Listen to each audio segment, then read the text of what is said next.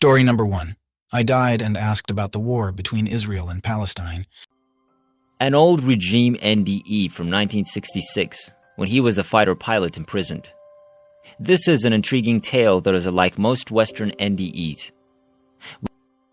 One is Fahad al-Sadoun, my father's name. In the Iraqi army, he was the colonel pilot. He resigned in 1974 because he was no longer a member of the Al-Ba'ath party. 2. To my knowledge, I haven't heard of such incidents in Iraq. We sometimes hear rumors, but not the whole story. As you are aware, such stories are not tolerated by society or the regime. When I was with my father at the NDE conference in 2002, several people tried to make jokes, and just a few of those in attendance believed the story. 3. My father's near-death experience occurred in 1966, but he first spoke about it in public in 2002 at the Al-Arfali Conference Hall in Al-Nasur, Baghdad, Iraq. 4. His story was published in the media in 2005. He was interviewed by Baghdad Iraqi TV satellite channel. Dr. Al-Qarashi, a well-known Iraqi psychologist, was approached to comment on the near-death experience by the station. Dr. Al-Qarashi agreed and stated that similar events have occurred since the Age of Grace. All of this is captured in a media video. Colonel Fahad, an officer political detainee, wrote about his near-death experience while in detention. I was held in the Ministry of Defense's military police cell. It was a fairly small room with only a bed and a pit for a lavatory. There was a small opening. I was assigned 2 guards, one of whom resided in a little remote village and was usually on duty. He gradually came to sympathize with me. I used to have him deliver my meals from a neighboring restaurant. A light tranquilizer known as Antibar was available. I requested that the guardsman bring me a packet of these tablets, which he did. So I kept asking him to deliver the tablets until I got roughly 300 of them. I'd like to bring to attention what happened later, which I couldn't explain until now and was beyond my comprehension as a human being.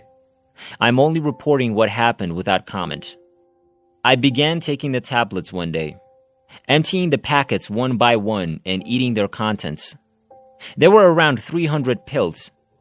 I began to feel dizzy and sick to my stomach, and my vision became distorted. I gazed at the cell door and the veins in my arm. They were turning a dark blue color.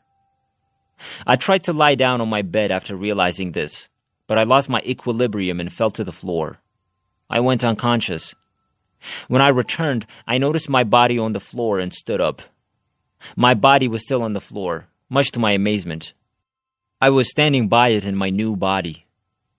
My attempt to comprehend what had occurred came to an end as I felt myself ascending higher, leaving my body on the floor. When I got to the cell's ceiling, I tried to lengthen my arm to avoid hitting the fan, but nothing occurred. The fan continued to spin. My body continued to ascend, past the ceiling, and was climbing vertically up in the sky. Looking down, I noticed the buildings of the Ministry of Defense. Then I flew past the clouds above Baghdad and emerged into the clear blue sky. I was startled to see 2 men dressed in bright white robes. One of the men was taller than the other. When one of the men raised his hand, I came to a halt. The man motioned for me to approach him closer. I advanced towards the thing without thinking until he signaled me to stop with his hand. I wasn't scared or upset. I didn't feel cold or hot. Instead, I felt peaceful. "Why did you do what you did?" one of the men questioned. "Don't you see that terminating your life is not your right?" "I'm deeply sorry," I said. I was exhausted and couldn't bear it any longer in my lonely captivity. I tried to figure out who they were as I was answering, but I couldn't. The same individual stated, "We are now satisfied with you. We will forgive you for your actions and return you to Earth. Do not repeat what you did." "Look, do you know any of these?" he continued. I realized he wanted me to turn around to see, so I did. I noticed 11 males standing nearby with their backs to me. I don't know any of them because I don't see their faces, I explained. 3 heads turned to face me after the man signaled. President Abdul Salam Aref was standing next to his bodyguard, Abdullah Majid, and the third was Abdul Latif al-Daraji. You were meant to be with them, but we pardoned you, said the man. We are now transporting you to your home planet, Earth. These 11 will depart your globe and arrive with us in 2 days. He motioned with his hands once more, and the 3 heads turned. Do you know why we've forgiven you? He questioned.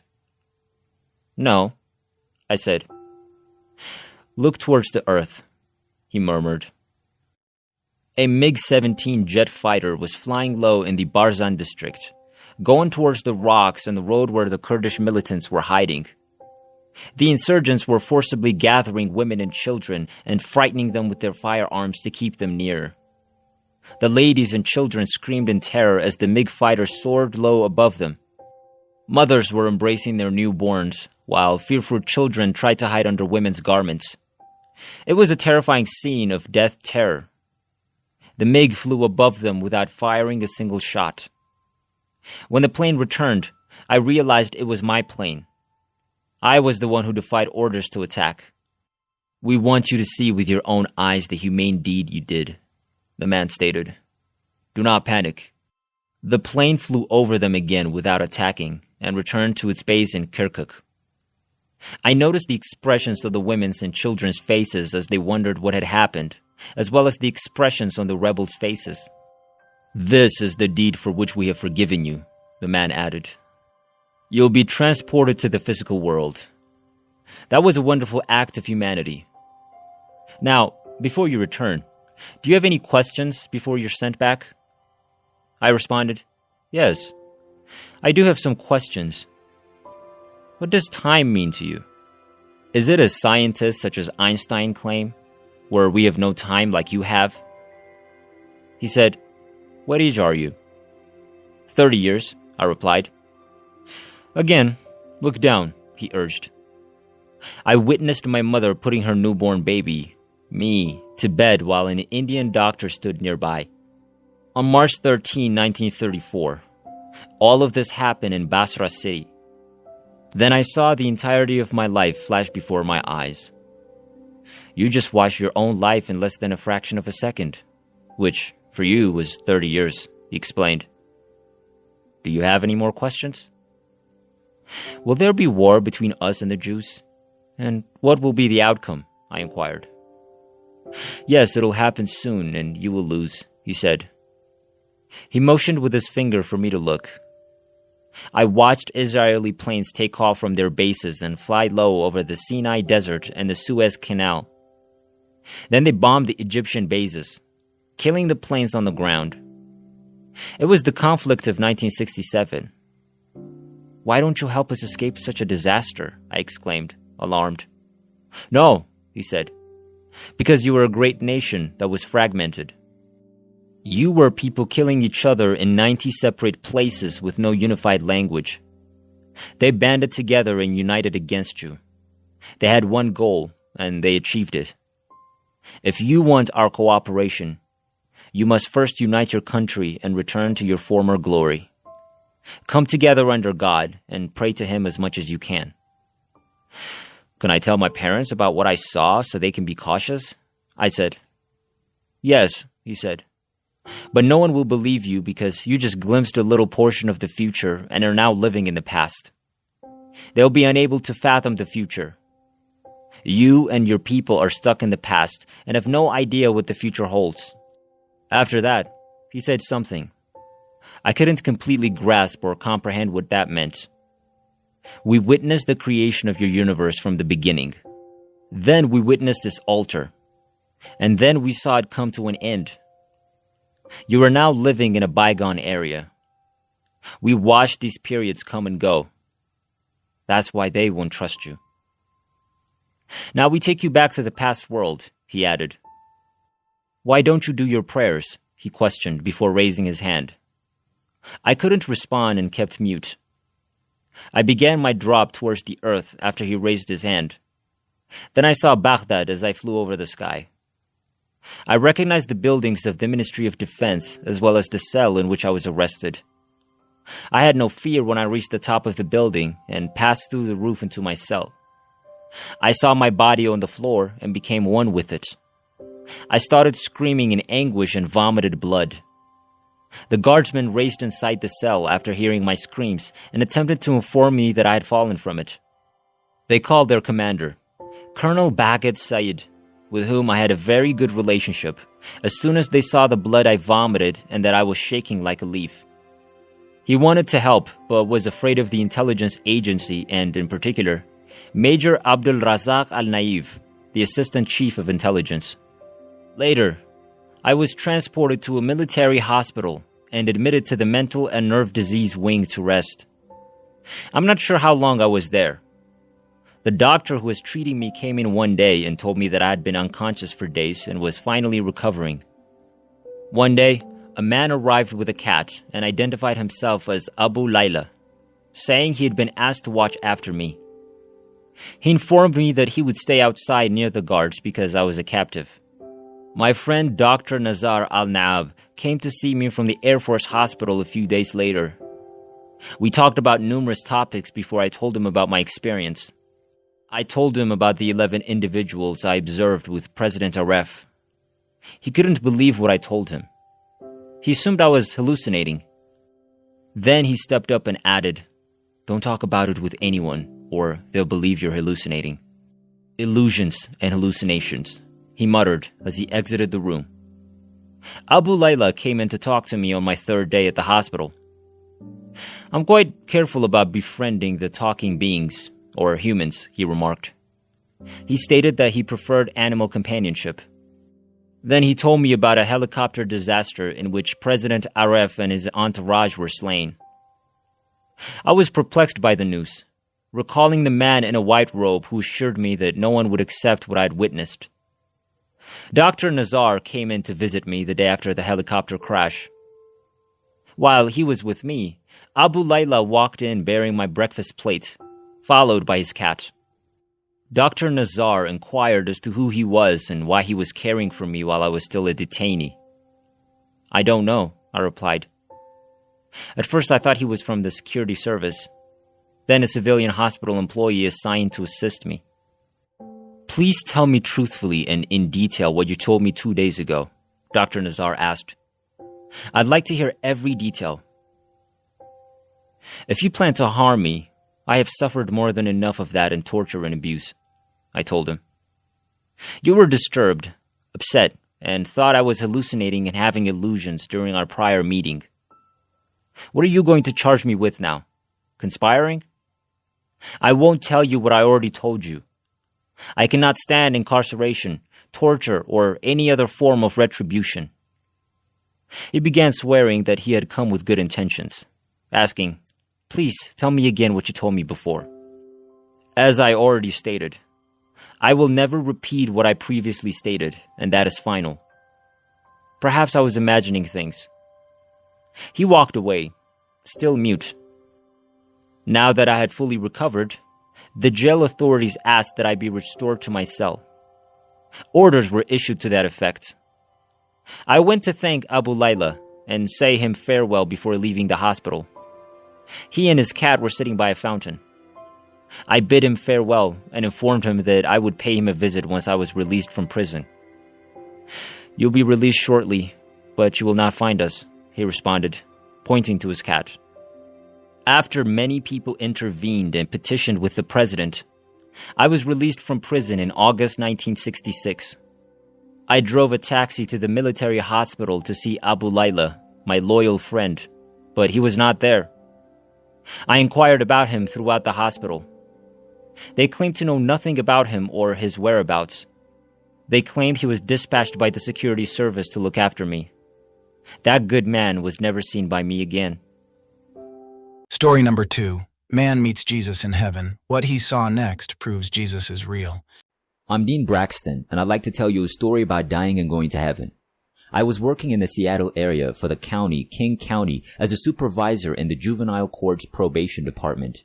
So I was having a great time at work. I enjoyed working with teenagers. I used to say all the time that I'd do it until I died. And then I died. On May 5, 2006, I developed a kidney stone that became lodged on the right side. I'd had kidney stones in the past, so I recognized it right away.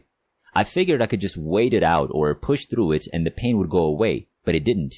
And I remember going into the emergency room casually saying, "I got a kidney stone. It's over here." And I knew what they were going to do because I'd been through the procedures before. I knew they'd take me into a room, give me morphine, and the pain would go away. I also had a kidney infection, which they treated with antibiotics and decided to keep me overnight before performing the operation. So they kept me overnight and gave me antibiotics. The operation the next day went off without a hitch.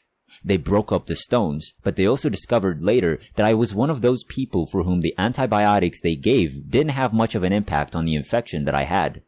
So when they broke up the stones, the poison entered my bloodstream and I became septic and everything in my body shut down, not just my heart and lungs. According to the medical records, I was clinically dead for approximately an hour and 45 minutes. But one of the things that really struck me was the process of dying. When it came down to it, and I knew I was dying, I was surprised at how little fear I felt. I'm a Christian who was born again, and I knew that when you die, you go to heaven, and I was looking forward to it, even when I realized I was dying, and said to myself, "I'm dying," and all I could say after that was, "I'm going home." I remember leaving my body and shooting through the hospital floors, even into the blue sky, and going into outer space at a high speed.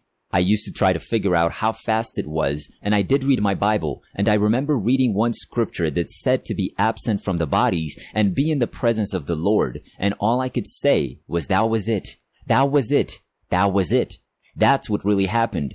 I was moving faster than a person could blink their eye, and by the time the top eyelid met the bottom one, I was already in heaven. That's how quick it was.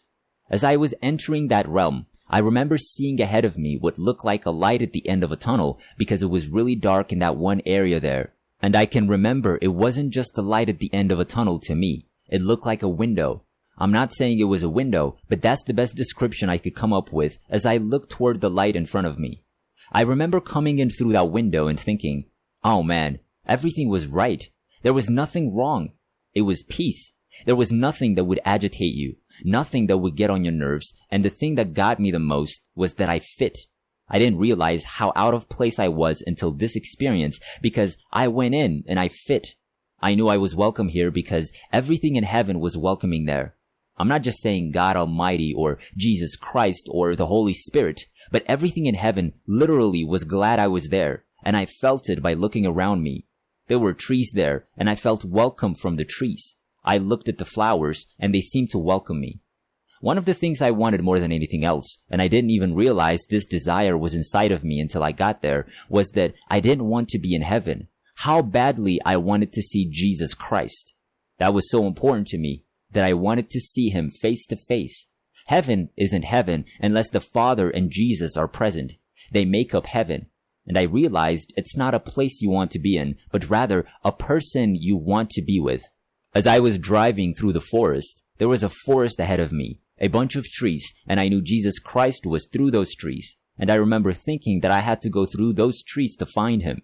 Then, as I was passing through those trees behind me, they parted before me, and I felt like they were saying on both sides of me, "He's going to see the King. He's going to see the King. He's going to see the King." That's what it felt like they were saying. I wanted to be where Jesus is, so I focused more on that than anything else. And when I came through, I remember coming out into this clearing, but there was a lot of open space, and I saw Jesus. He was to the left of me, looking at a group of angels and what I call redeemed people who'd been on the planet and then left it to go to heaven. And I remember approaching him and seeing him, and the first thing I did was not stand up and approach him.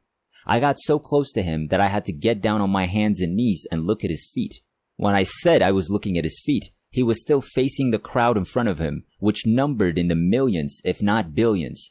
I was looking at the side of his feet, and all I could do was raise my head high enough to see part of his legs, but not his face at the time, and all I could say was, "You did this for me."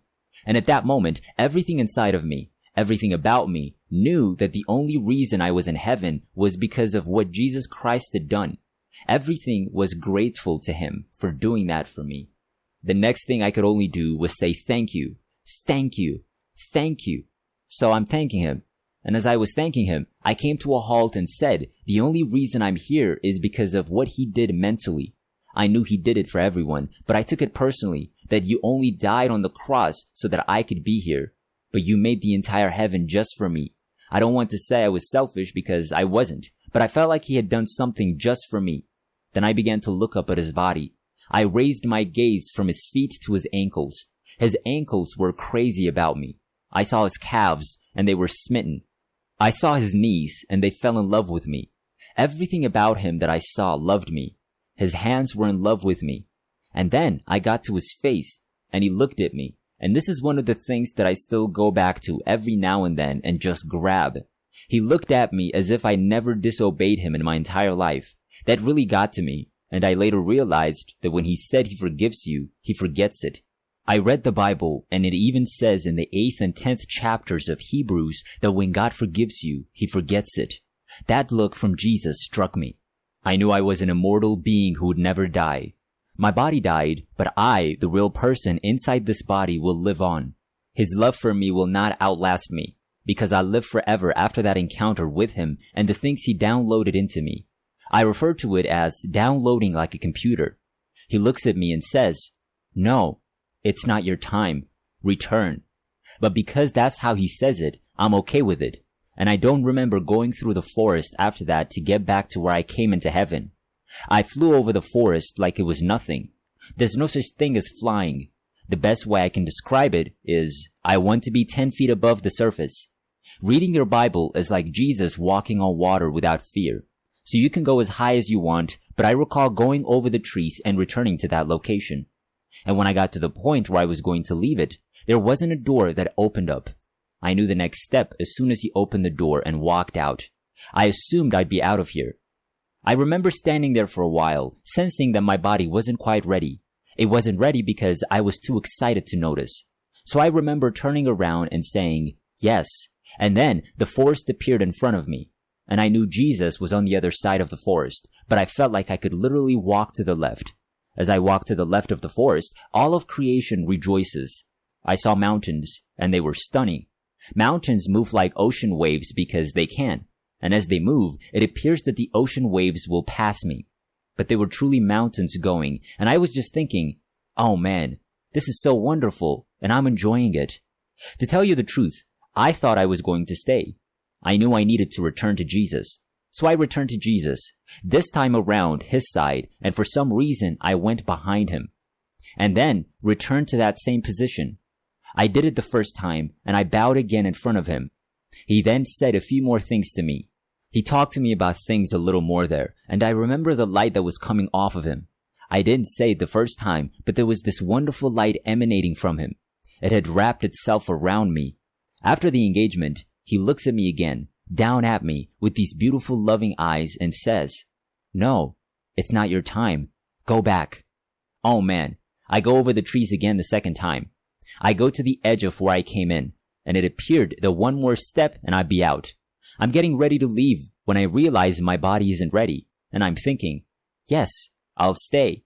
So instead of going to the left of me, I go to the right of that forest, and I have so many wonderful experiences. I'm not sure why they were on that side, but it seemed like it was more liquids like water, seas, and rivers. But they were more blue on this, but not in the way we would say blue because the colors there are more vibrant than you can imagine. I travel through, see sayings, have some experiences, and have seen a variety of animals on that side. There are so many animals in heaven. And then I returned to Jesus. And man, they were always there. I have no idea why I didn't recognize them. Here we go again. I return to that same location as before with Jesus and look at his feet. Then I look up and see my family on the other side of him. My grandmother Mary is standing in the front. She's in a group over here on this side, and she was in the front with other relatives behind her. Then there were relatives behind them.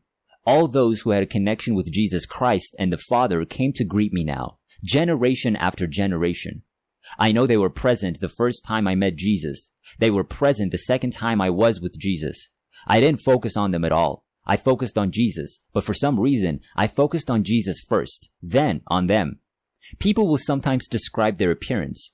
Because there's no time in heaven, it is difficult to describe people. I tell everyone they were gleaming. They were beaming with delight.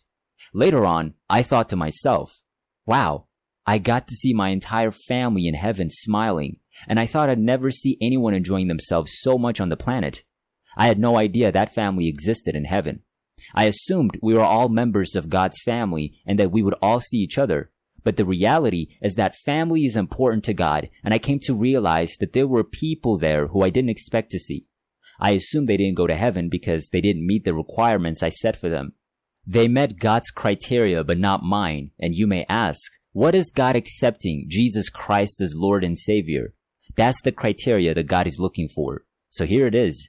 You, my family, have come to greet me. Jesus downloads a lot of information into me. I get to experience what it's like to be in heaven with all of heaven praising and worshiping God. But then, after everything, Jesus looks at me again and says, with a firm command, no, it's not your time. Go back. All of the creation in front of me moved out of my way and said, he's not talking about me. He's referring to you. I had the feeling of a soldier. You may recall that I used to be in the Air Force. It felt like I was a soldier. I felt like I said, yes, sir, or something. And then I had to leave. He seemed to be saying, I need you there more than I need you here. That's how I felt. He didn't say those words, but that's how I felt. That's what I was sensing. And my grandmother Mary is there, looking at me as he says this. And she says, bring as many of us back with you as you can, referring to my entire family here on earth. So I bowed before Jesus like this, went over those trees again, got to what I call the edge of heaven, took a step out, and returned to this realm. And I was depressed. I felt like a baby crying uncontrollably. I recall walking into the hospital room and hovering over my bed, where my body was. They had stopped working on me and begun putting things away. I remember the doctor saying he was signing the death certificate at the time, and I don't know why. I looked at my body, which was down there. I came in, hovered over it before turning over and disappearing into my body. And the doctors all of a sudden heard the heart monitor go beep, beep, beep. It started beeping. They started coming back over there. They intubated me, put the tube down my throat. What that means, then I was able to breathe again.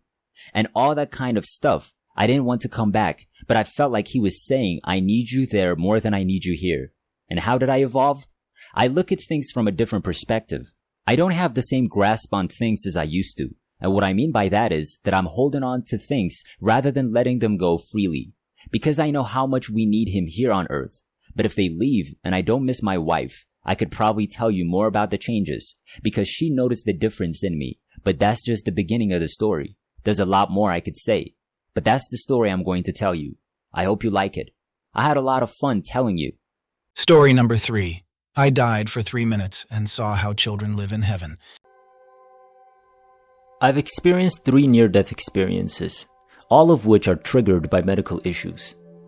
My first NDE occurred on October 16, 1998 in Toronto while I was being treated by my OBGYN.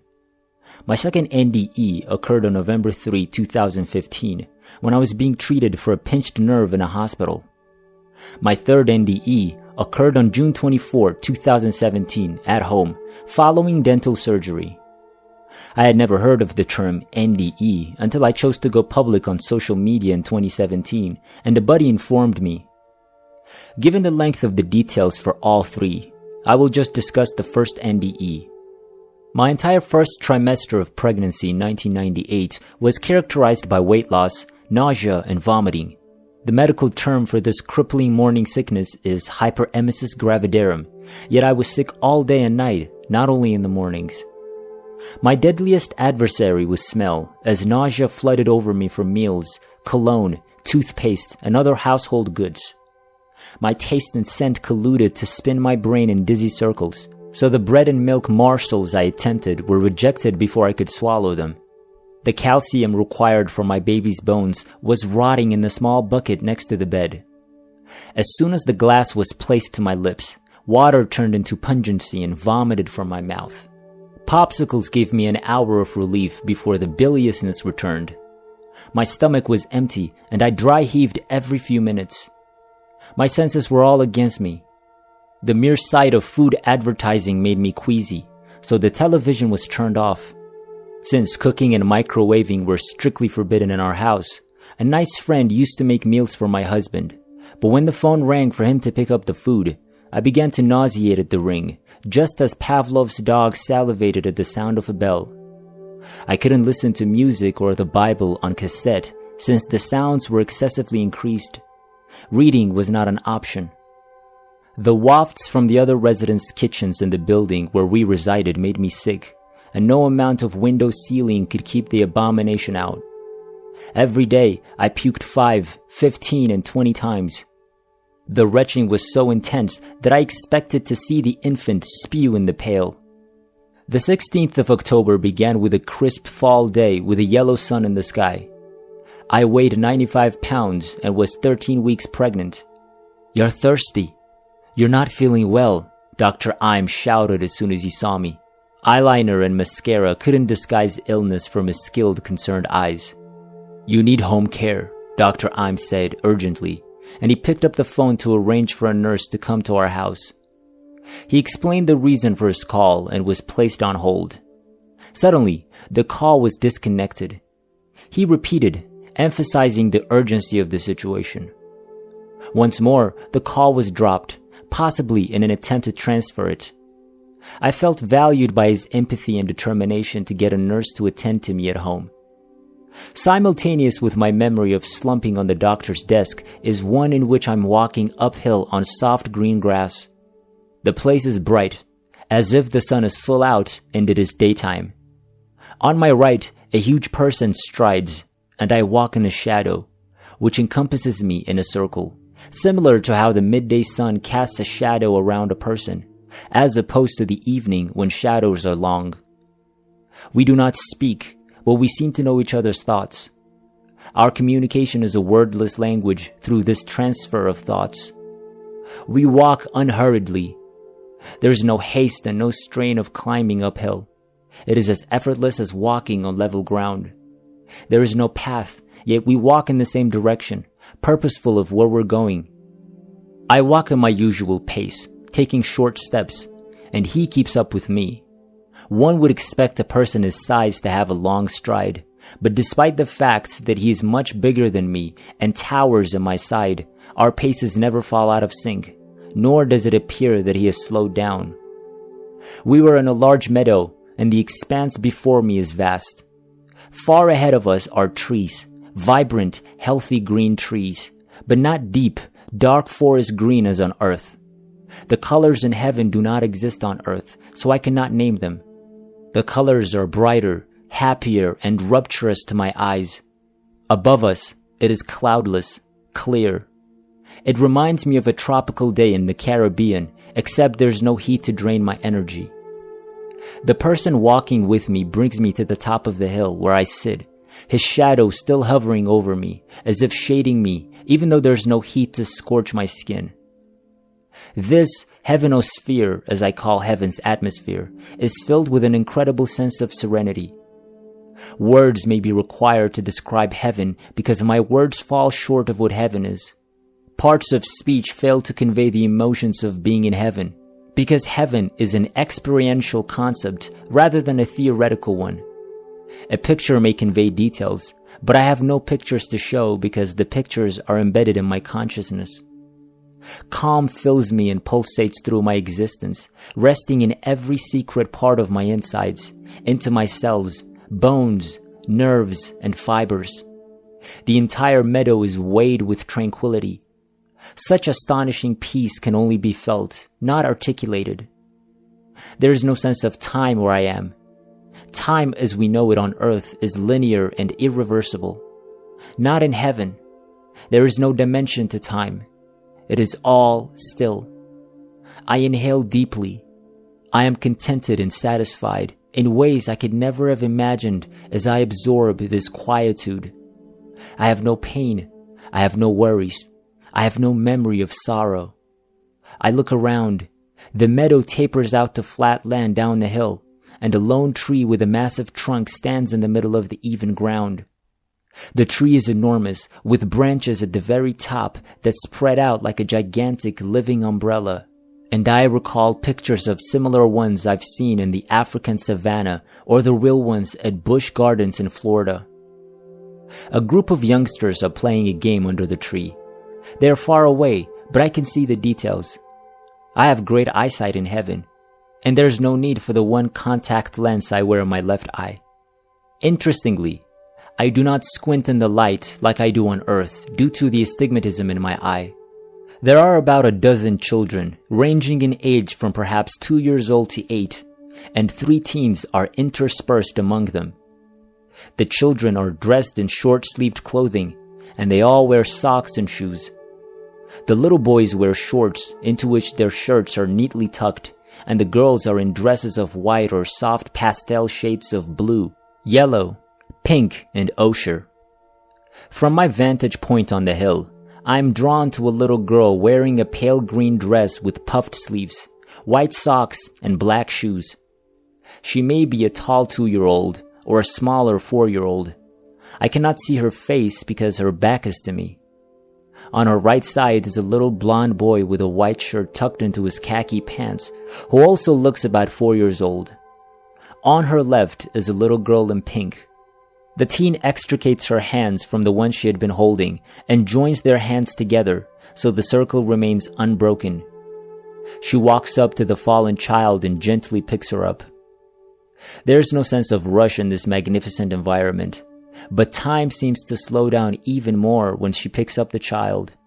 I am intrigued by all the small ones, fascinated by how mature they are, but my interest with the young girl who falls is more intense than with the others.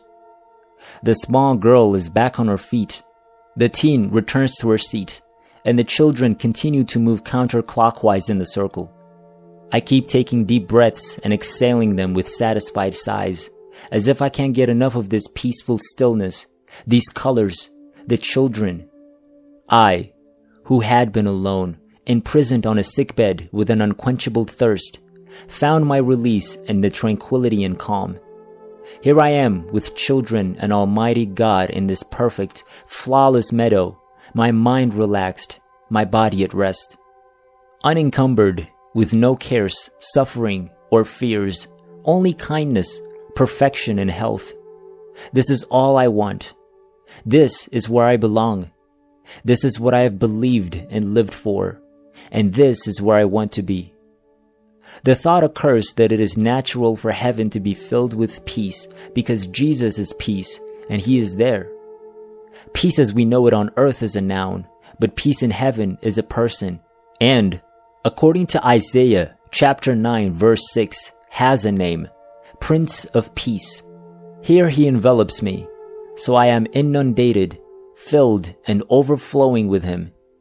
Is the difference between what is felt on earth and what is felt in heaven. Until now, there has been no verbal communication, no human voice in the meadow, but suddenly, I become aware that I'm speaking. I don't want to go back, I argued aloud. I want to stay here. I'm being dragged away, but this incredible serenity that my 95-pound body ached for and eventually found is mine, and no one can take it away. I don't want to go back, I plead once more, but it's too late. You must return. The voice is gentle, but it has a finality that I can't deny. The words have entire authority. I have no option. I find myself falling back from heaven, sucked somewhere else. Someone is at my side, but not as close as when we walked in the meadow. The way back looks like a dark road spiraling like in a drawing, widest at the heaven's top, but fishtailing to thin nothingness at the other end.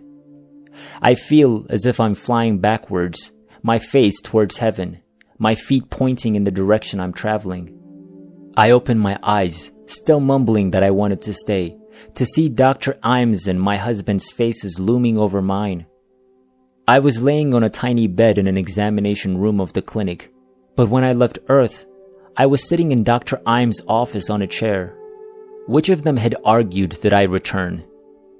I remember asking my husband about the incident the next day, but I didn't take notes, and I've regretted not paying more attention to this unusual occurrence. He says I was out, unconscious for maybe 3 minutes, And when I collapsed on the desk, he lifted me and took me to the examination room as directed by Dr. Im. He placed me on the bed, and the doctor adjusted it so my head was down and my feet were up. I recall saying those words as well. He said they both listened, but neither asked me any questions. My husband stated he had been praying from the moment I fainted and throughout the time I was in heaven. I know his faith, and I know his prayer is the reason I was brought back to earth. That day, October 16, 1998, I was healed of hyperemesis gravidarum and began to eat and gain weight after seeing heaven. I never vomited up again for the rest of my pregnancy, and I returned with a second miracle healing, which I have medical papers to prove. I had not been proclaimed clinically dead. What happened to me was what I would learn 19 years later is known as a near-death experience, or an NDE, or a visit to the hereafter, as related earlier in the book, OOB. After my third NDE on June 24, 2017, I was consumed anew with the details of my first visit to heaven. I wanted to tell my story accurately, so I asked my husband which of the men had called me back. He said he couldn't remember, but I pressed him.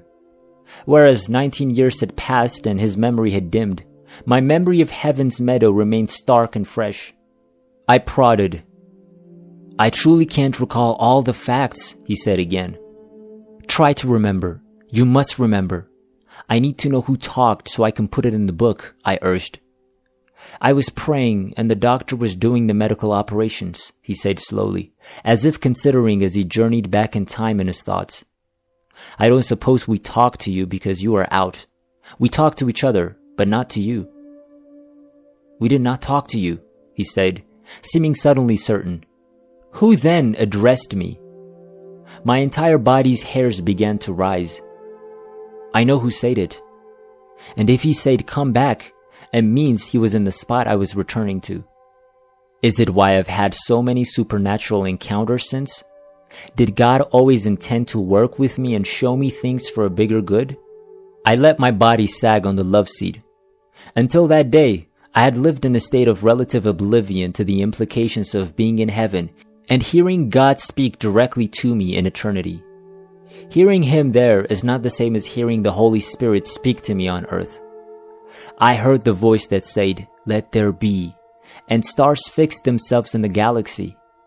Water flooded the oceans, and the animals appeared. On August 2017, as I contemplated this, I felt the Holy Spirit impress on me.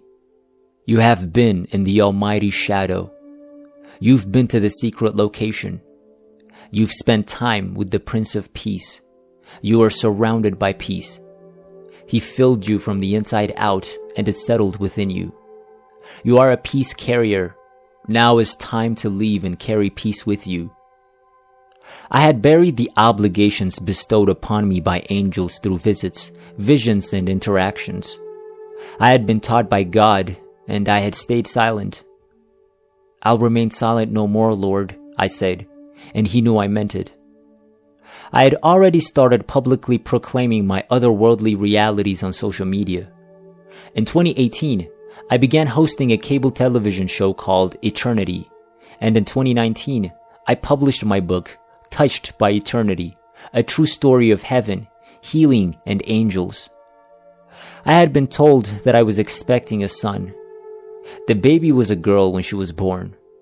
Friends and family showered her with gifts, including a small pastel green outfit with short puffed sleeves and a white collar embroidered with the same green. On October 16, 1998, a dozen small ones were playing under the tree and moving in a circle in heaven. A small girl in a pastel green clothing faltered and fell, but she was lifted up and re-entered the game. I was more taken with her than the others. I felt as if I knew this youngster, as if we shared a bond. I was framing shots when heavenly awe surged up my spine and chills flooded over me. I recognized the youngster as if someone had swept cobwebs from my face. When I collapsed in the OBGYN's office, the tiny girl was my child, the one I was carrying in my belly. The little child in heaven wore the same clothing and color as the gift my daughter got and wore in the photo I was framing. God had given me the power to see her as He saw her. Her falling down represented the precarious position she was in, given my situation. But she did not remain down. Her being taken up represented restoration and healing. Father God took me home and showed me how to care for this baby child whose life depended on mine. I'd get better and we'd live. Unborn children have gone to paradise. I saw my child and others in heaven, as well as my own personal future. I believe we're all in heaven before being sent to this earth to be parents, but we choose whether or not to return to spend eternity with God. I have dedicated my life to bringing as many people to God as possible by asking, where will you spend eternity? Thank you for taking the time to read my story. Story number 4. I died and saw how people live in heaven. My fourth near-death encounter occurred on December 17, 2017 at 8:45 a.m. I had been hospitalized the day before for having a seizure and was under 24-hour surveillance. I had stopped breathing on the morning of the 17th due to a severe reaction to certain seizure medication. I had fallen asleep in my hospital bed before anybody had been informed of my condition when I felt my spirit lift up from my body. I ascended through the ceiling, through the roof, into the sky, and into the great dark universe. I felt cocooned or encased in what felt like a warm, soft, thick black velvet blanket. I could see myself, both inside and outside of this lovely shawl, and I felt so warm, safe, protected, and truly loved. There was a presence with me, in me, and all around me, but I couldn't see who it was with my visual eyes. I felt God was there with me, even if I couldn't see. I was curled in a fetal position with this velvet encasement and felt no fear or worry. It seemed like I was back in my mother's womb as a baby. I could see magnificent stars and planets all about me as I hung there suspended, not moving up, down, or sideways. The twinkling lights piqued my interest and delight, but I found I was more at ease inside the warm, velvety blanket that covered me. I had no sense of time. I seemed to be there for an eternity. I felt as if I was waiting for something as I hung there suspended among the sky. It was tranquil, calm, and quiet, and the black velvet was soft and comfortable. Then it felt as though a vacuum was sucking me down, pushing me down, back into my body. Then I heard a lot of noise, and when I opened my eyes, the light in the room were so bright that they hurt my eyes. There were so many people shouting my name and talking in my room that I thought my ears would burst. The agony was excruciating. I was completely perplexed. I had no notion what had just occurred to me. The doctor stood next to my bed as numerous nurses wandered around the room, and then I noticed my husband, who looked terrified, waiting at the door. I was wearing a non-breathing oxygen mask and had several IVs in my arms. The nurses stayed by my side for quite some time to keep an eye on my breathing. It wasn't until that I learned how serious things had become.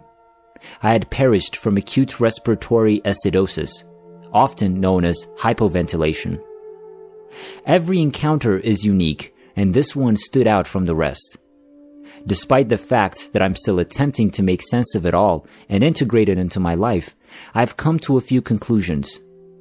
Because I had a fear of the vacuum, I believe God was showing me that it's not a place to be afraid. He was the loving presence I felt with me, in me, and all around me. God had my back. In addition, I've been dealing with depression lately as a result of health concerns, family issues, and feeling completely overwhelmed. I know in my heart that I was placed in this loving, holding place to allow my spirit to rest. I knew I had to choose whether to stay or go, and if God hadn't merely held me for a few moments, I would have made a quick decision. The date was November 3, 2016. I'd been in the hospital emergency room for several hours in agonizing agony and nausea owing to a bowel obstruction caused by adhesions choking the small intestine. Following multiple tests, the surgeon arranged immediate emergency surgery. I was in the operating room within an hour. My soul left my body and floated above the operation table during the surgery. I could see physicians and nurses examining me. This lasted what looked like barely a minute or two. I was suddenly engulfed by a lovely rainbow-colored light. I started to feel like I was traveling extremely quickly through this light. Then I discovered myself in heaven. I recognized heaven since I'd seen everything there in a prior NDE. Only this time, I was standing near to the magnificent city's golden wall. The wall was extraordinarily tall, sturdy, and composed of pure gold. I had an overwhelming sense of love and tranquility that permeated every cell in my body. There was a taste of absolute happiness. As I stood there, barely feet from the city's entrance, I was overcome with wonder. Just beyond the city walls, I could hear what sounded like a celebration or party. The air was crisp and fragrant, pure and clean. It was fragrant with wild flowers, which danced in the warm silken breeze that kissed my son. The colors were brilliant and beautiful. The sky was the most beautiful blue, reminding me of a beautiful spring day. The sky was illuminated by a lovely glow. The light shone as brightly as the sun. Despite the fact that there was no sun in the sky, the lights lighted everything, emitting a magnificent golden glow. I knew the light was coming from God's heart. I saw a gorgeous, lush green meadow full of wild flowers of every hue as I stood next to the golden wall. Rich, brilliant pinks, purples, yellows, reds, violets, and blues were used to color the wild flowers. They were scattered in front of me, stretching from the garden where I'd been during my previous near-death experience. This was toward the city, where I was now standing. I noticed an old fieldstone wall midway between the garden and the golden city, with pink roses blooming up and over it. A tiny brown and white beagle dog wiggled at my feet, requesting my attention as I stood next to the stunning golden wall. He barked and wiggled all over with delight as I knelt down to pet him, allowing me to rub his soft little puppy belly. As I continued to stroke his tummy and play with him, I noticed hundreds of people pouring out of the lovely garden and beginning to walk across the thick grass and wild flowers of the meadow. Every person I saw was accompanied by an angel. The angels were taller and more lighted than the people, clad in light blue and white robes. The people walking with their angels were laughing and conversing happily. I could definitely hear everyone's talks from where I was standing. People from many walks of life were there, including men, women, and children of various ethnicities and ages. 2 males strolled into my view as people passed me and proceeded to enter the city. I knew the younger of the 2 from photographs I'd seen. These photographs belonged to his mother, a friend of mine. He passed just a few years previously. This younger man was with an older gentleman I identified as his father.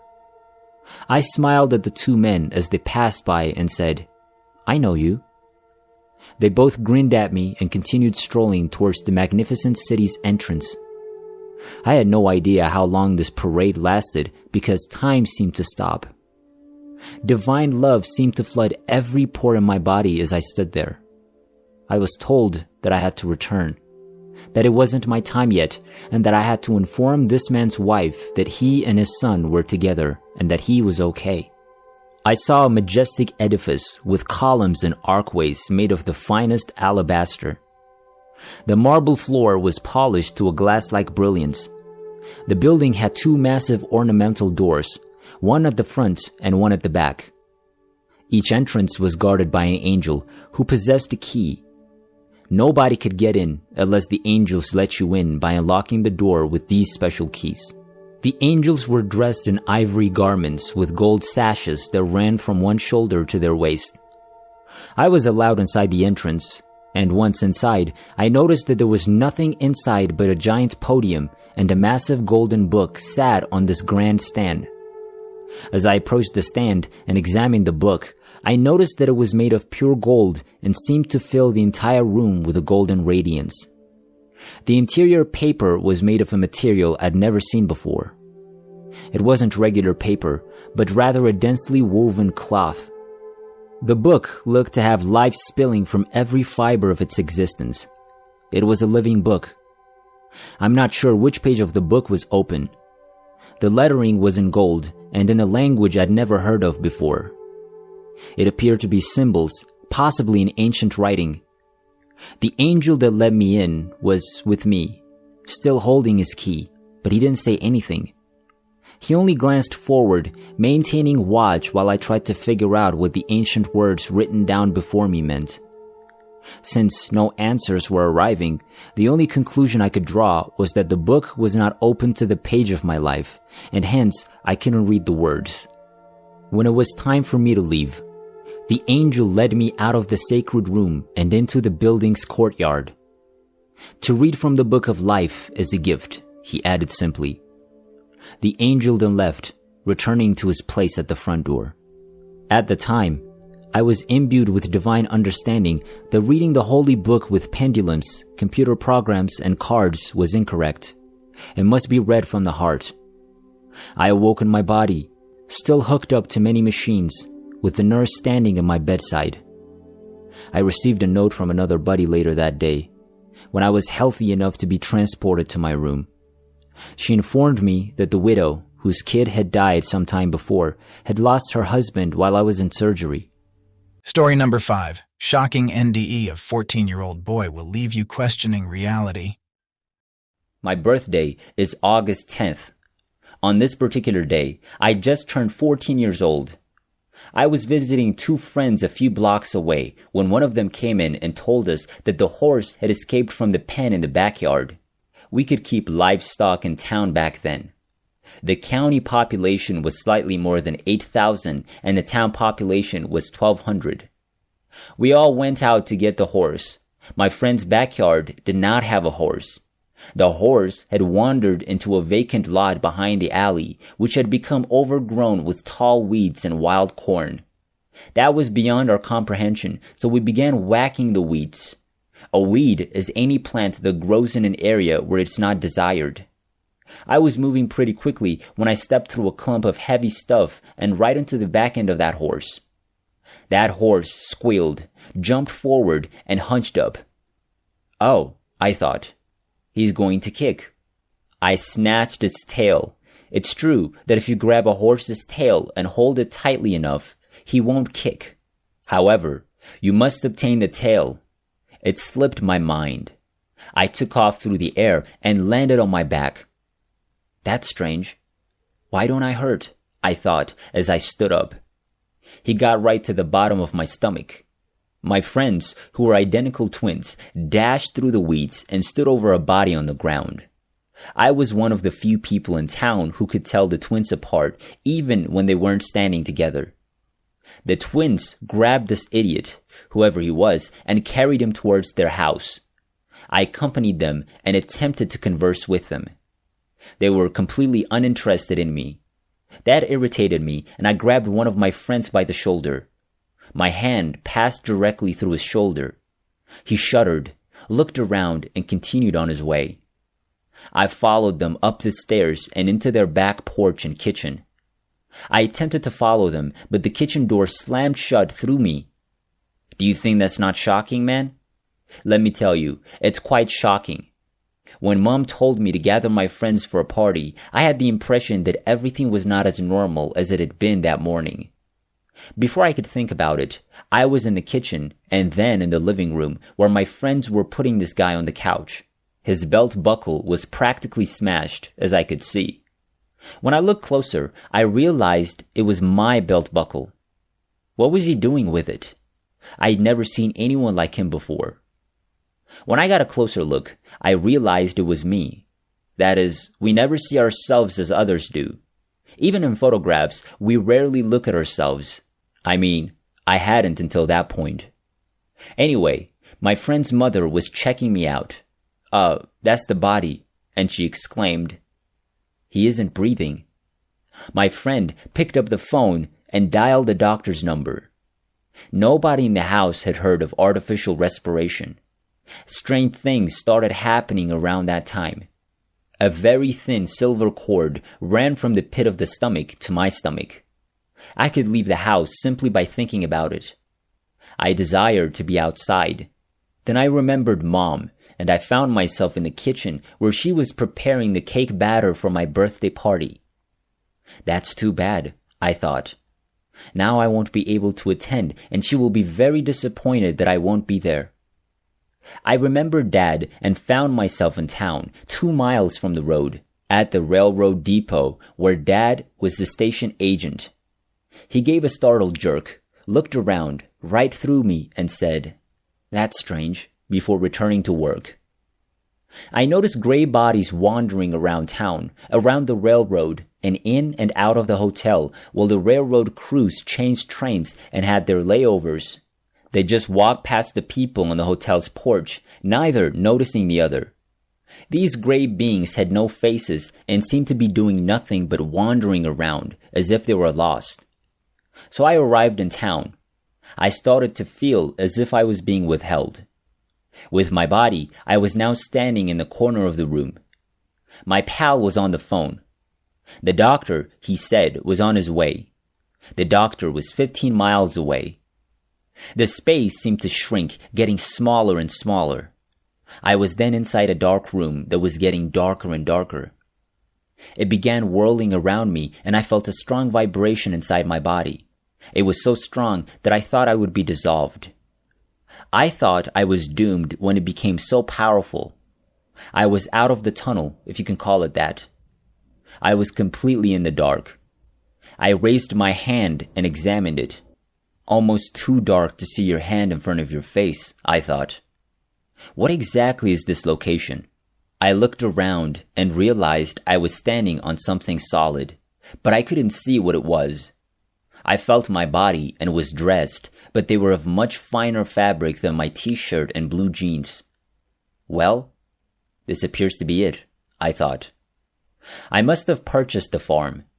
I am no longer alive. So this is how it goes. Nothing.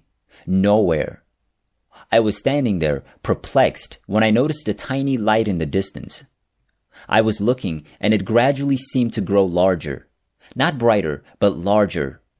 In a very short time, the light had grown to the size of a person. I noticed a figure inside the light. The light was bright, but not overpowering. The eyes were not dazzled. It got close enough for me to take a look inside. In my mind, there was a very soothing, very strong, but not overpowering thought that said, "Child, do not be afraid. We will not cause you any harm." This struck me as strange.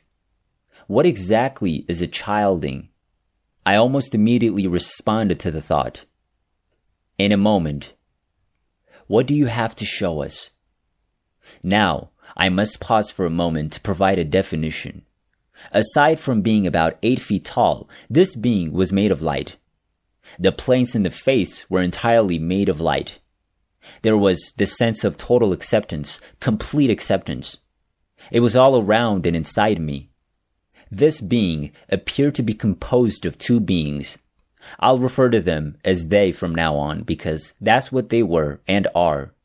When they asked, "What do you have to show us?" many images appeared around us. I have to call them images because words cannot describe what I was feeling.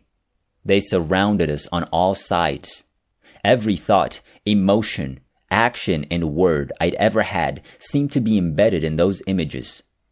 I could see links between a thought here and a thought there. A long time later, a repercussion. I could see words both there and here. I could see the consequences. I also went through each of these situations a second time. You must understand that this was all happening at the same time. Our brain can only hold one conscious thought at a time in this situation, and we appear to feel only one emotion at a time. Many of my thoughts manifested as hard, tangible, and physical objects. Many of the things I'd done, thought, emoted, and acted without thinking about the consequences were pointed out as grave errors. Not bad, just a few mistakes. Other things were mentioned as being extremely beneficial to me and others. Things I expected to get me on the greased slide to the hot spot down below were met with a broad, gentle amusement. It seemed to take an eternity, but was over in an instant. "Who are you?" I asked when it was over. "You're not Jesus, because Jesus did not look like you." "Child, we are who Jesus referred to as my Father," they said. "That's unusual," I thought. "You must understand that there was no air there. I wasn't talking in the way we do here. Nonetheless, I was able to communicate."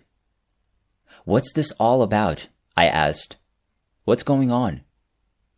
"You're here before your time. An accident," they said. "To summarize, you're in a physical body to learn to care for others and to gain knowledge. That is the entirety of physical life." I saw that many of my thoughts became actual physical things, I explained. "How is this even possible?" "Thoughts are things," they said. "We must give you what you imagine with emotion in order for you to learn. When you learn to generate a stable image accompanied by a strong emotion. But keep in mind that having this thing has drawbacks." "Such as?" I asked.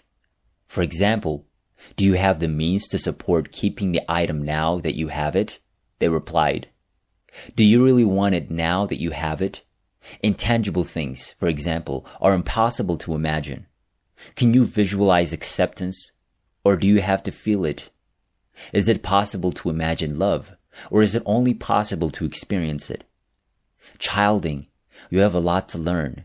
Do you want to stay or do you want to go?" That place was now filled with complete acceptance and total love. I had no idea what else was there, but I had a feeling that if I stayed, everything would change completely into something wonderful, and I knew I could stay if I said I wanted to. I was standing in the corner of my friend's living room, staring at the doctor as he prepared a 6-inch hypodermic needle. He stabbed it into the body's chest, just below the sternum, and rammed the plunger in. The body let out a jerk. I was yanked back into that body so quickly that I bounced right back out, then back in. I let out a gasp, and the body began to breathe. My heart had given a thump that shook me from head to toe. I was in a lot of pain. I tried to tell the doctor what had happened to me after he checked me over and said I was fine. He told everyone to leave the room because he needed to conduct some other tests. He then inserted another hypodermic needle into my arm, and I fell asleep. All I remembered when I awoke was being kicked and awoken by the doctor. I recovered the memories in 1971 after taking EST and attending Silva Mind Control Basic and Advanced Training.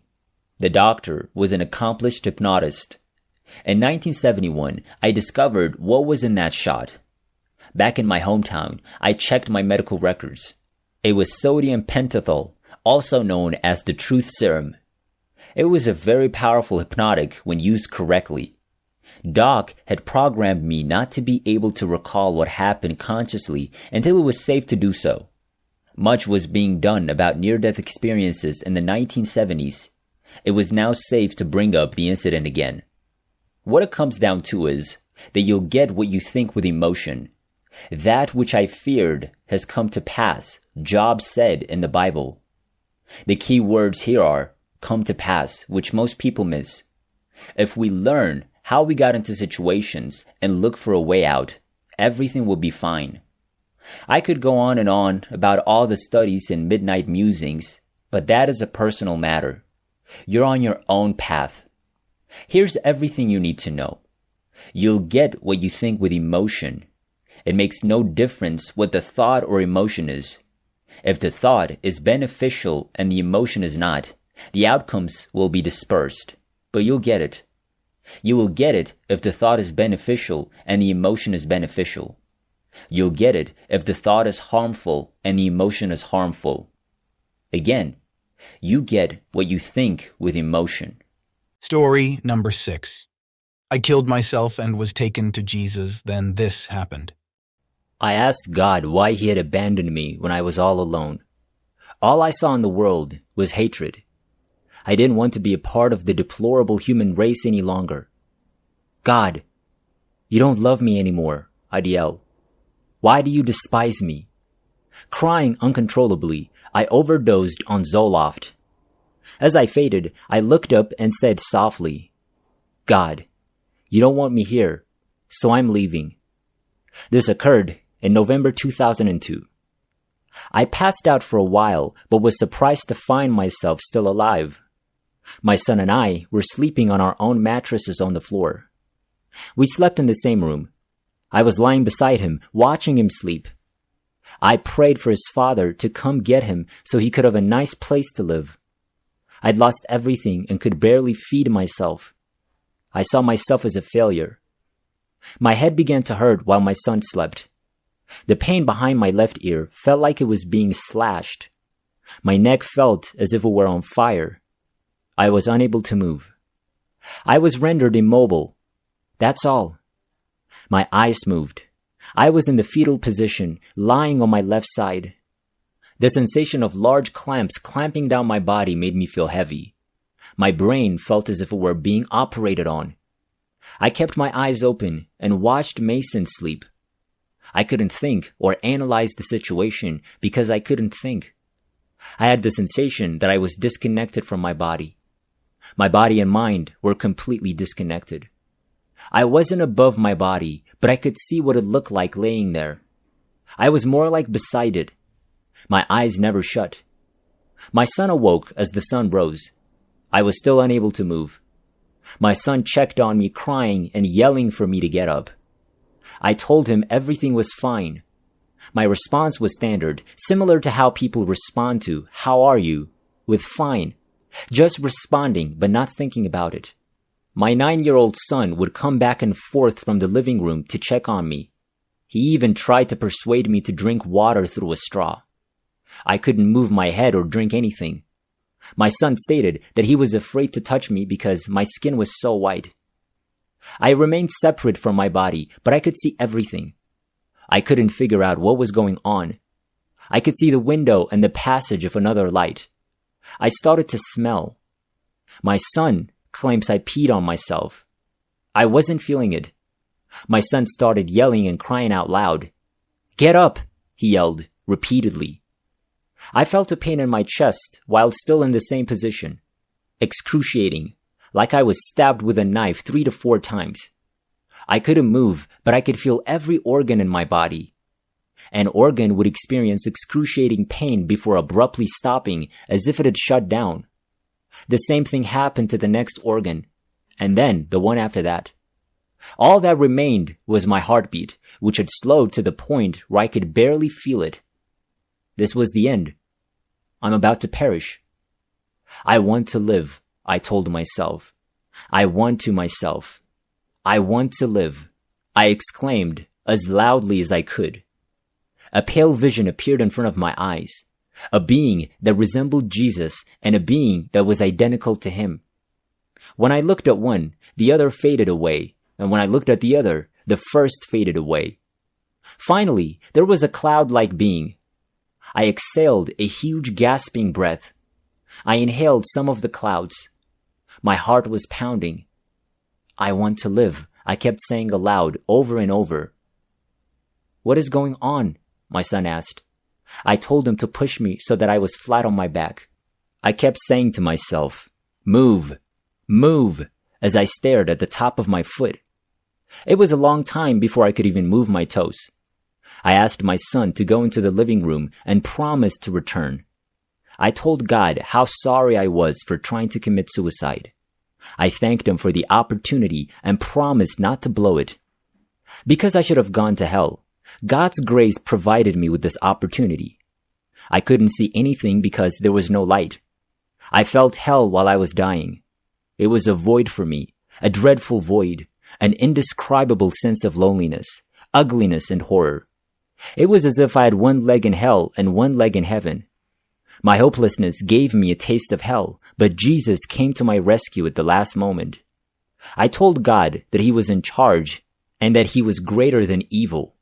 I told him I would stay on this earth and be a good mother because I was no longer afraid of evil. God's grace enabled me to crawl to the living room. Because we didn't have a phone, my son went next door and dialed 911. I was in the emergency room for 3 days. They admitted me to a mental hospital because it was a suicide attempt. I didn't mind because I was still alive. My life has changed dramatically. My son's life as well. I'm thankful for everything, every minute. You're free to ask me anything. I'd love to share my story with researchers or anyone else for that matter. I am very proud of it. It is both the worst and best experience I've ever had. Thank you for conducting this research. Story number 2. There are 3 accounts. During my battle with tachycardia, I had 3 distinct experiences. I was in graduate school at the time, and I had just completed all of my work for the summer class. My heart stopped beating around 4 a.m. on a Friday. Saturday morning, I awoke briefly at 2 a.m., then again at 7 a.m. When I first awoke, I assumed that someone must be very sick because mom, sister, and brother were all there. My initial thoughts were of confusion because I had no idea what had happened. As my mind began to return, I felt tremendous fear because I knew I had been somewhere and that if I didn't want to end up in Ward C, I had better keep my mouth shut. The first was an experience in which I landed or appeared on a cloud-like substance similar to a street, but you couldn't feel it when you walked on it. I was standing alone, but there were people milling about further away. They were in this massive gymnasium-like structure that felt enclosed and appeared to have a roof, though I couldn't see it. Yet it seemed to go on forever. Open air, bright white and clean, with nothing particularly spectacular in sight. 3 elderly men, possibly in their 60s, wise wrinkled but not feeble, were standing nearby, and one of them approached me and asked, "Can I help you?" I was completely perplexed. I'm not sure where I am, what I'm supposed to be doing, or where I'm supposed to go, I explained. He returned to the huddle with the other 2. We don't think you're supposed to be here yet, said the same man. Okay, I said, and that was the end of it. I recall turning around, but I'm not sure how I returned in this incident. I remained silent on this one. The second incident happened in the cath lab, where they were about to test several medications on me. They had the wire in my leg and in my heart, and they were controlling my heart, inserting heartbeats to see if the medications were effective. This one, however, did not. It was 10 times brighter than the sun, but it didn't hurt my eyes at all. I remember the warning to never look directly into the sun, and the thought crossed my mind, but I continued to stare. While it was darker around the light, it didn't seem like the traditional tunnel. This bath enveloped me. It felt like a bath, or maybe warm jello, except I didn't get wet. The bath was filled with unconditional love, acceptance, and forgiveness. I just didn't want to leave. It was superb. Take the best steak, the best lobster, the most spectacular view, and the best booze to describe it. In other words, take the best of everything you've ever felt, done, or been, and throw it all at you at once. It's only a fraction of how delicious the feeling is. To the left were beings in human form, but I couldn't tell what they were or what gender they were. They were more like shadows. The man appeared at the foot of the bed, coming from the light. He resembled me in appearance, standing 5'10" to 6 feet, with a beard and short hair. He didn't look exactly like me, but I guess what I mean is that he was just a typical Joe. I said it, even though I didn't have to, because he could read my thoughts and I his. I'm humiliated. Why are you embarrassed? He asked as he moved toward the right side of my bed. Because I've made a lot of mistakes, I explained. Of course you did. He chuckled softly, like a grandfather. This is how you learn. At that moment, I felt instantly forgiven for everything. I won't go into detail about my life review because it was, well, lengthy. But it happened in less than a second, and I saw everything I've ever done, said, written, or thought. Embarrassing. We had a brief mental conversation before he asked, "Is there anything else you'd like to know?" Yes, I replied to the age-old question. Why are we here on Earth? You're only here on Earth for one reason, the man replied. You're only here to assist one another. Almost certainly implying that we were only here for a short time to perform that function. I believe for some higher purpose that will be revealed in the future after death. He then said, "Is there any question that you can't come with me right now?" Even though I knew he could read minds, I remember thinking, oh no, this is it.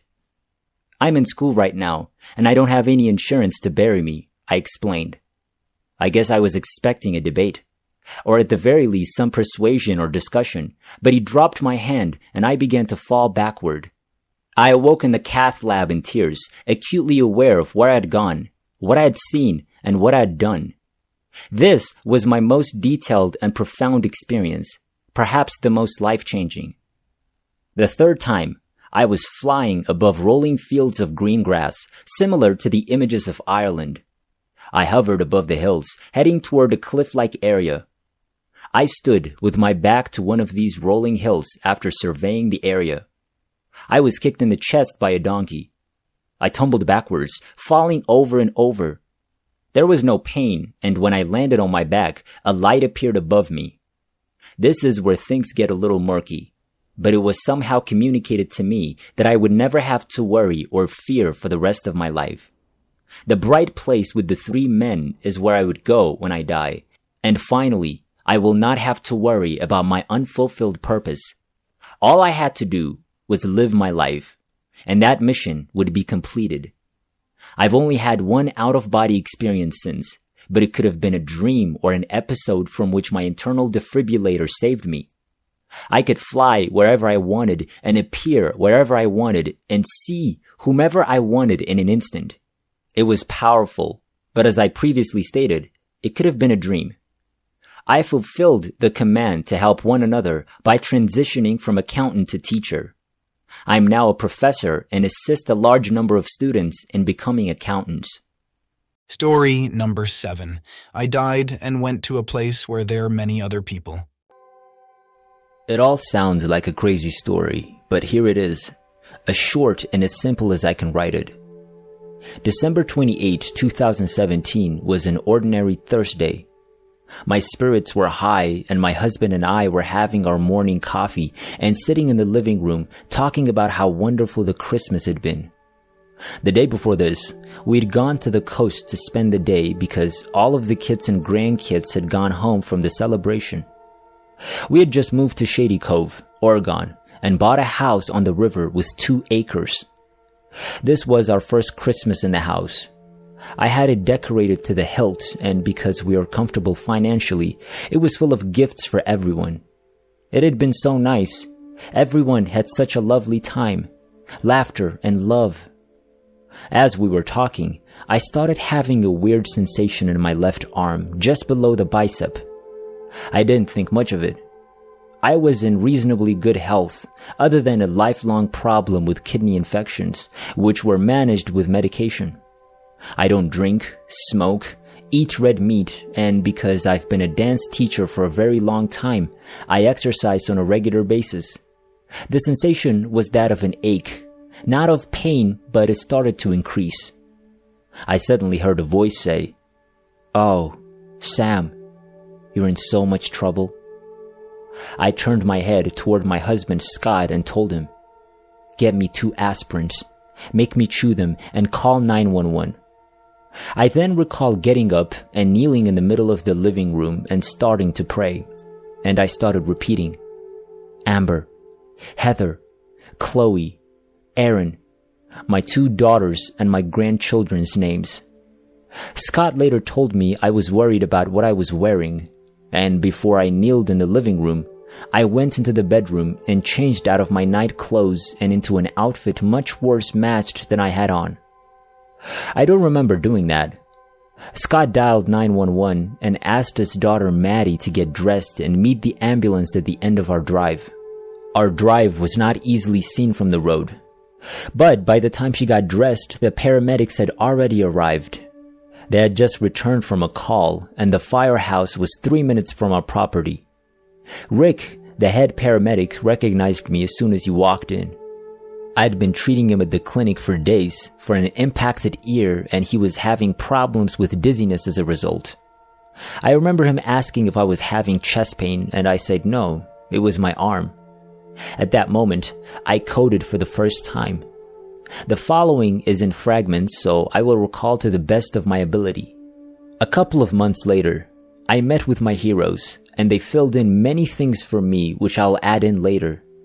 The numbered codes are from what I was told later as the timeline of events by Rick, head paramedic.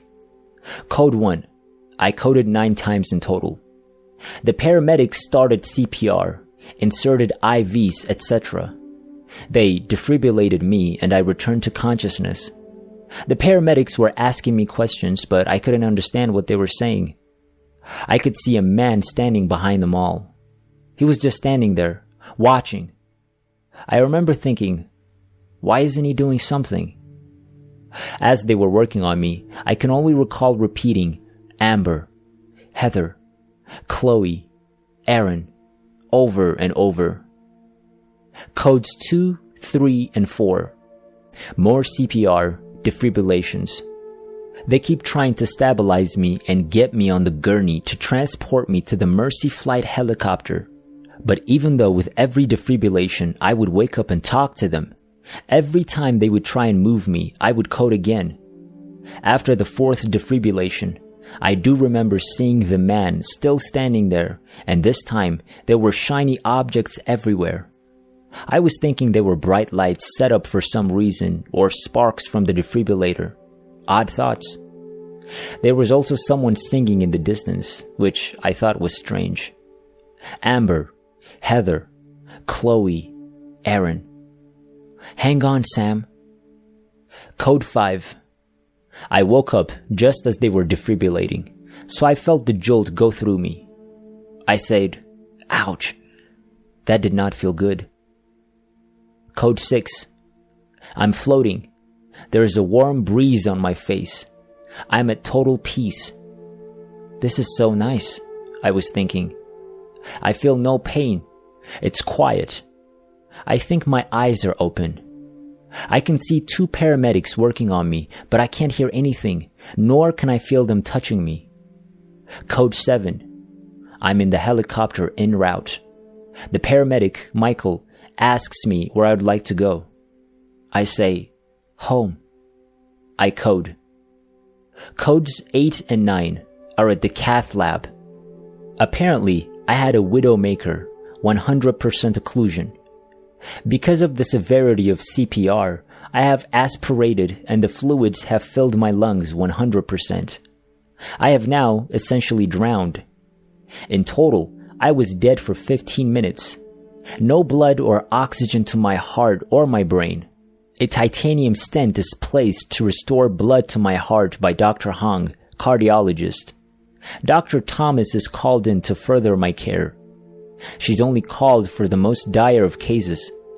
It is decided to place me in a medically induced coma and start cryotherapy to preserve brain function. My family has now been informed that, if I survive, I most likely will have brain damage and never be me again. My journey. I'm no longer in the physical world, but I'm very much aware. I was in many different places at different times.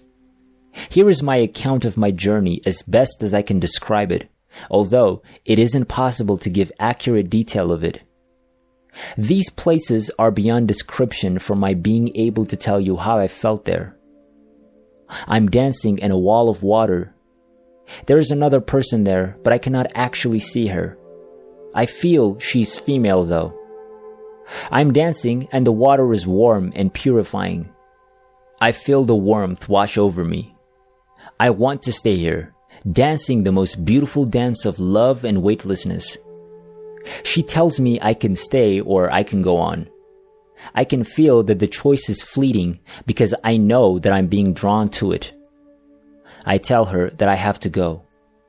Amber, Heather, Chloe, Aaron. I'm in a room made of earth.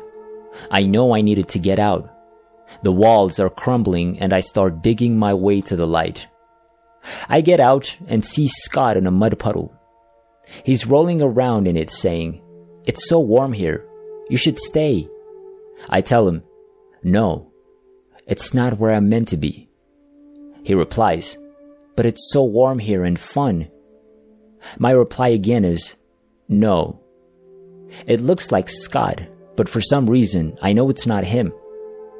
I'm walking on a path. It has mounds of earth around me, like little hills, covered with small little flowers. Everywhere I walk are these things. They're not human, but I wouldn't call them creatures. They're definite beings of some sort. They are laying and sitting and standing everywhere I look, and I try to step on them. I feel nervous about them. They flutter and have a bit of a shine. They're singing the song I heard before. It is so loud, but I can't hear the words. I'm almost positive the words are in a different language. They have a solid texture, but I can't describe what the texture is. I do know that I have an urgency to leave this place. I am among several buildings. They're brightly colored, so bright that I can barely look at them. All different colors and colors I've never seen before or can describe. The buildings are stacked on top of each other and look as if they may fall over. All different shapes and sizes, different angles. I am aware that each of these places hold all of my memories, experiences, anyone I've ever encountered, deeds I've done, and everything that I've said or thought. They also contain what lies ahead if I choose to not stay. I know that I can go into any of these buildings and see what's inside. I decide to go into what lies ahead. It's not a room as we would envision a room. It doesn't have walls, a ceiling, a floor, or a door, but I know I'm inside. I am made aware that since I have chosen to go back, there will be things I'll have to do. That the only reason I'm being given a choice is because I've always paid attention to the little things that really matter. The gifts that the world has been given, but most tend not to pay attention to. I've always stopped to smell the roses, as you might say. That though I'm not perfect by any means, I've had a loving and forgiving soul, and I see the world as a beautiful place, even when there is darkness. My job will be to share the knowledge I've been given today, to spread words of love and forgiveness, and to touch a life whenever I'm called to do so, in any way I'm called to do it. That I will know what to do or what to say when those times arise, to be a person of healing, to be a person of light. I say I will. The final place before my awakening. I'm in a place of pure light. I'm engulfed by it. I am now mechanical. There are other people there as well. They are also mechanical. They are also working on healing. I am morphing into whatever I need to be, to fix whatever's medically wrong with me. I'm finally told I'm able to go back. Amber, Heather, Chloe, Aaron. I open my eyes. There's no one there. I'm in a hospital room. I frantically pull at what's in my mouth and pull out my respirator tube. Alarms are going off. They're so loud. A nurse rushes in to see me awake. I ask, "What day is it?" She replies, "It's almost New Year's." I ask if Scott was here, and she said they had sent everyone home because I was supposed to be in a medically induced coma for 3 weeks at least. That they've never seen anyone come out of one without being brought out of it. That this is not supposed to happen. I asked to call him, and she handed me her phone. It is 3 minutes until midnight, New Year's. Scott answered. I said, "Happy New Year," although it was extremely hard for me to talk. It was more like a squeaky whisper. He said, "Who is this?" I said, "It's Sam." Scott started laughing and said, "Of course it is. I'll be right there," and we hung up. Since my journey, there are many physical changes within me. I now see a light around everyone. Sounds are extremely intense, and I can hear layers upon layers of noises. Colors are more vivid. My hands constantly vibrate. Children come up to me or just stare at me to the point of being very noticeable, and notably, animals do the same too. I'm very thankful. I was allowed to come back, but at the same time, I feel so very overwhelmed by this world now. I'm happy, but I cry constantly, for reasons I have no clue about. I was a very social person before, and would now rather hide away. My husband and I didn't have any real issues before this. He said I became my experience, whatever that is supposed to mean. He started having an affair, and we are now divorced. I have moved away from Shady Cove to be closer to Heather and my grandkids. I live alone. I'm not currently working because I had a complication with my kidneys and had to have an open surgery on it several weeks ago. I'm healed from that now though. I'm trying to move forward with life, but quite frankly, I'm not sure how to do it. It'll come to me in time, I suppose. I later met with the paramedics that saved my life and was told a few strange things. Chris, the paramedic that was in control of the defibrillator, told me that they all had several talks about the fact that there were times that I was without a heartbeat and not breathing, but I would say thanks to them in whispers, and that I would reach up and hold their hands as if guiding what to do. He said that none of them had ever experienced anything like that before and can't explain it. They had all agreed not to tell me, but Chris thought it was so profound that he wanted to share it with me. Scott had said that the paramedics had, on several occasions, looked at each other, but he thought it was because they didn't think I was going to make it. But Chris recalled that was why they were looking at each other. I have seen the man, or the Watcher, as I call him, several times since my NDE. It has become less often, and I'm still not sure who he is or what his purpose is. Perhaps my guardian. I'm not sure. Story number 8. I died during surgery and saw how people live in heaven. I'd been in excruciating pain and nausea for several hours in the hospital emergency room, as a result of a bowel obstruction caused by adhesions strangling the small intestine. Following several tests, the surgeon scheduled immediate emergency surgery. I was in the operating room within an hour. My soul left my body and floated above the operating table during my surgery. I could see doctors and nurses examining me. This lasted what seemed like only a minute or two. I was suddenly surrounded by a lovely rainbow-colored light. I started to feel like I was moving very quickly through this light. Then I discovered myself in heaven. I recognized heaven because I'd seen several there in a previous NDE. Only this time, I was standing next to the magnificent city's golden wall. The wall was extremely tall, solid, and made of pure gold. I felt an outpouring of pure love and peace that filled every pore in my body. There was a state of pure bliss. As I stood there, only feet from the city's entrance, I was overcome with awe. Just beyond the city walls, I could hear what sounded like a celebration or party. The air was crisp and sweet, pure and clean. It was fragrant with wild flowers which danced on the warm silken breeze that touched my skin. The colors were vibrant and rich. The sky was a deep blue that reminded me of a beautiful spring day. The sky was illuminated by a beautiful light. The light shone as brightly as the sun. Despite the fact that there was no sun in the sky, the light illuminated everything, emitting a beautiful golden glow. I knew the light was coming from God's heart. I saw a magnificent lush green meadow filled with wild flowers of every color as I stood next to the golden wall. The wild flowers were vibrantly colored in pinks, purples, yellows, reds, violets, and blues.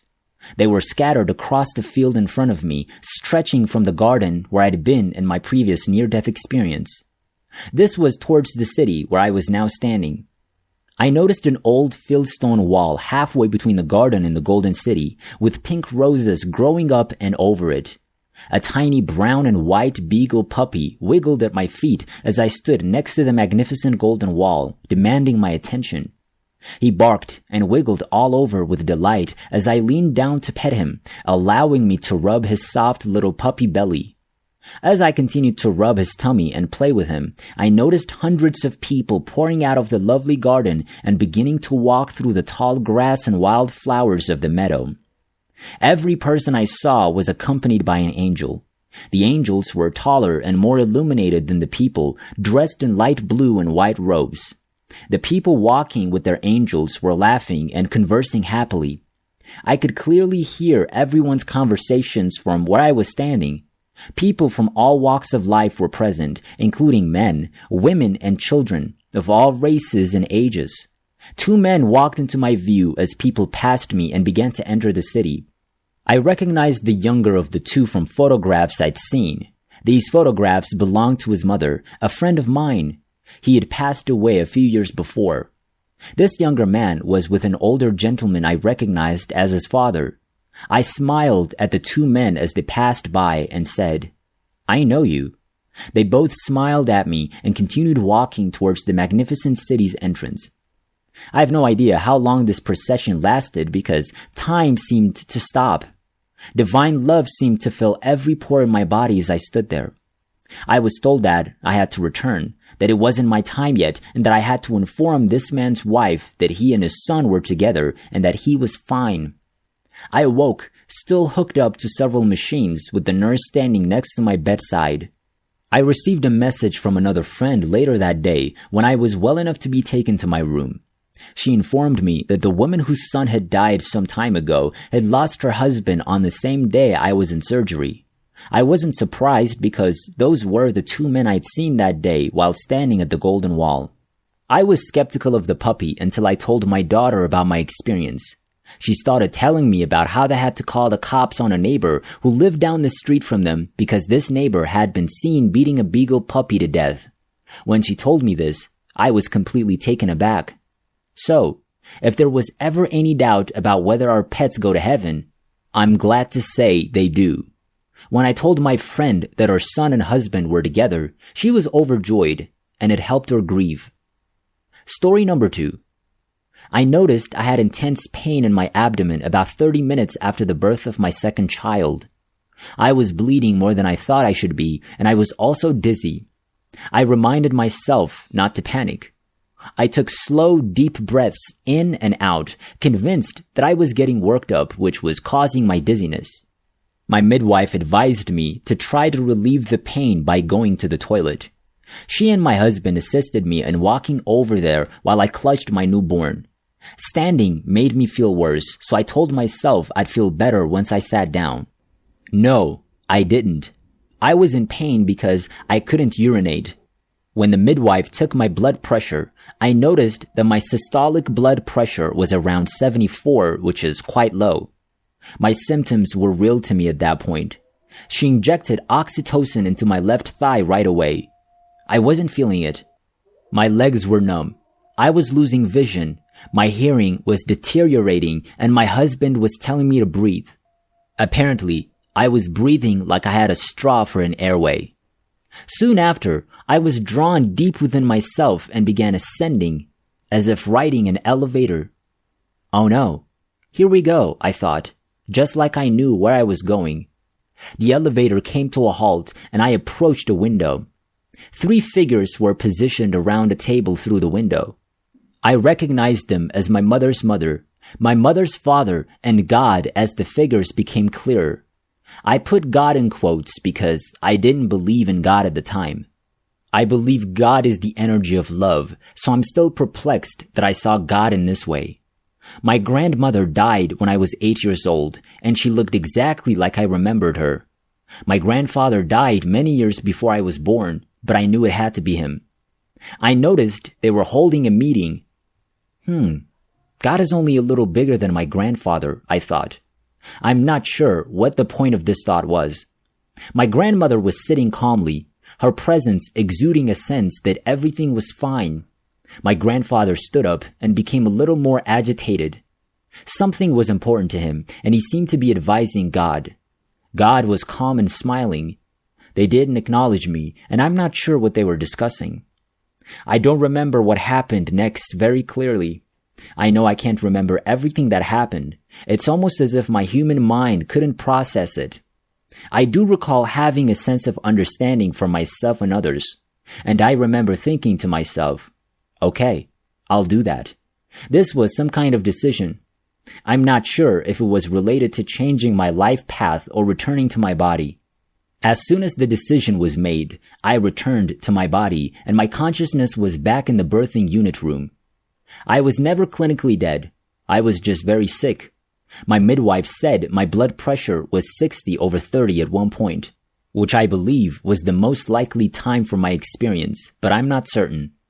I was very aware of what was going on in the room for the rest of the ordeal. My midwife reported that I appeared to be coming in and out of consciousness, but I never felt this way. I felt I was conscious the entire time, just sometimes seeing the room and other times deep within myself. I was stunned when she told me about it days later. I was conscious the entire time, I told her. No, you weren't, she said, shaking her head. In that moment, I realized I was conscious to myself, but not to her. She was looking at a lifeless body. I also realized that seeing my grandparents was a time when I had crossed planes, or whatever you want to call it. Up until that point, I hadn't given it a second thought because it felt so natural.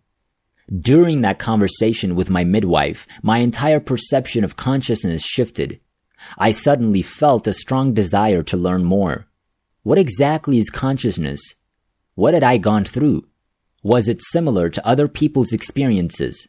What had happened to me? Where could I have ended up? What caused this to happen?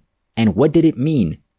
This became a bit of an obsession for me, and I know I grew even further apart from my husband as a result. When I wasn't watching the kids, I was researching on my phone or computer, ignoring him.